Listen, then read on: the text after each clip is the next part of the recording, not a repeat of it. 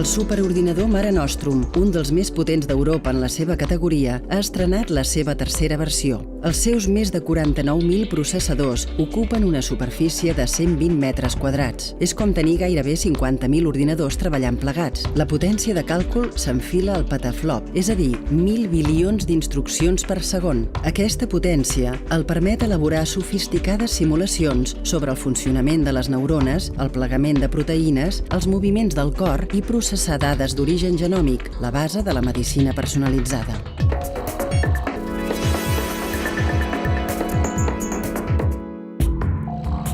Es muy común que los supercomputadores tengan un nombre.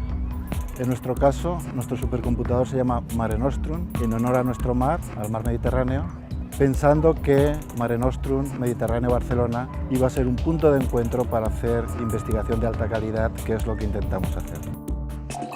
Mateo Valero és el director del Barcelona Supercomputing Center, que acull un dels ordinadors més potents d'Europa. Dona classes d'arquitectura computacional a la Universitat Politècnica de Catalunya.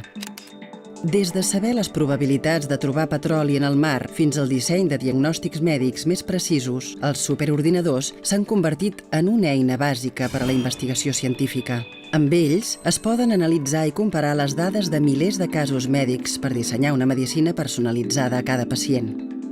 Secuenciar el genoma, almacenar enorme cantidad de información de muchos pacientes y al final analizarla para sacar resultados que sean válidos. De los tres pasos, hoy en día, sin lugar a duda, la limitación más importante es la velocidad de los computadores. Los computadores actuales son muy rápidos, van a ser mucho más rápidos, pero necesitamos todavía supercomputadores más potentes para hacer investigación mejor de la que hacemos ahora. Amb la potència necessària, les possibilitats d'anàlisi no tenen límit a l'horitzó. Ja s'han dissenyat programes informàtics que són capaços d'entendre el funcionament del nostre cos i saber com reaccionarà abans que els metges intervinguin. Por ejemplo, en nuestro centro estamos desarrollando biosimuladores. Más en concreto, por ejemplo, hemos desarrollado un simulador del corazón que va a permitir a los doctores hacer operaciones virtuales y ver el efecto de los fármacos para variar el tratamiento. Predir com respondrem a un medicament o quines malalties podríem desenvolupar ens apropa a una medicina cada cop més personalitzada. La genètica juga ja un paper fonamental en la medicina i només els supercomputadors estan preparats per processar la gran quantitat d'informació que conté el nostre ADN.